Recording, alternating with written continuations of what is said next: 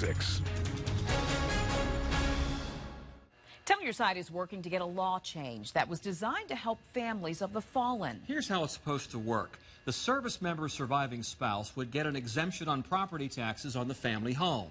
But in practice, it's tough to qualify. Investigative reporter Chris Horn has more on a Virginia Beach woman and her 4 kids caught up in red tape. Chris? Nicole and Tom, they've already grieved the loss of a loved one in battle, and now legal fine print is leaving them frustrated and disappointed. The good news, after we alerted a local lawmaker, he says a solution is in the works. You live in fear when your soldier is deployed, and you know, just you don't allow yourself to think of the worst. But for Christy Billings of Virginia Beach and her 4 kids, the worst is exactly what happened. Army Sergeant Robert Billings had driven his Stryker vehicle over an IED in Afghanistan. I received a phone call very early in the morning stating that there had been an incident, that my husband was injured, and that he was being airlifted to help. Medics transported Sergeant Billings to a tent hospital in Kandahar. The next communication that I received was a knock on the door, and the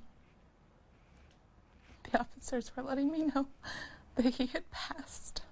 The husband of Christy Billings and the father of Isaiah, Kaylee, Elijah, and Naomi Billings was gone.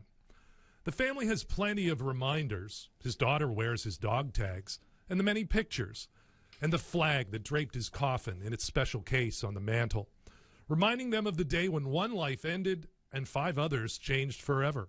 It's hard to describe what it is to live without somebody who was your future, everything that you wanted to share. Everything with, and whom your children need on a daily basis and don't have.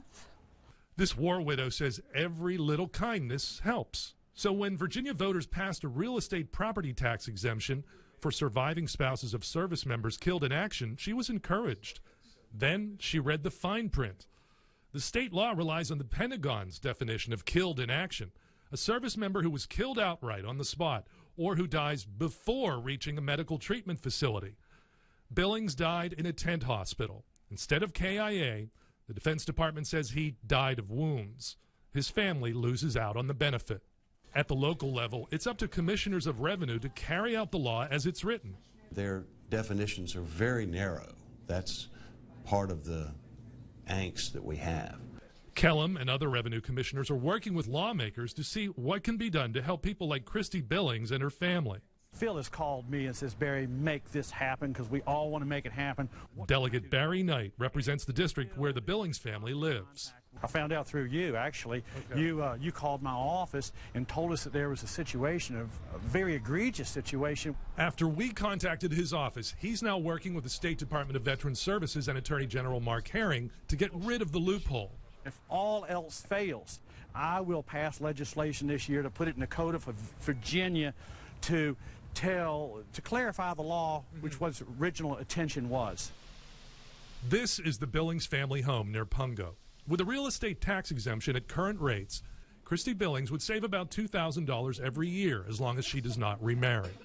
She says the law needs to have a more reasonable definition of killed in action. Unfortunately, we will not be the only ones affected by this. We're going to make it right. Her husband, by everyone's definition, got killed in action. I'm glad that you're here. I think this can help get the word out. I truly do believe that the spirit of the law was meant to encompass and honor the families of the fallen, to remember the fallen. Yeah, this is one of those cases where the letter of the law is winning out over the spirit of the law, the intention of it. Billings deserves the tax exemption. Knight says he's working on the possibility of getting the law changed by as early as February, and he has the support of Virginia's Attorney General. Mark Herring sent me a statement yesterday that reads in part, "It's heartbreaking to imagine that the law has fallen short. I would be eager to work with the General Assembly to help ensure service members' spouses and families are receiving their deserved benefits." So we'll keep you posted to see if more military families end up getting what they have coming. Chris Horn, 10 on your side.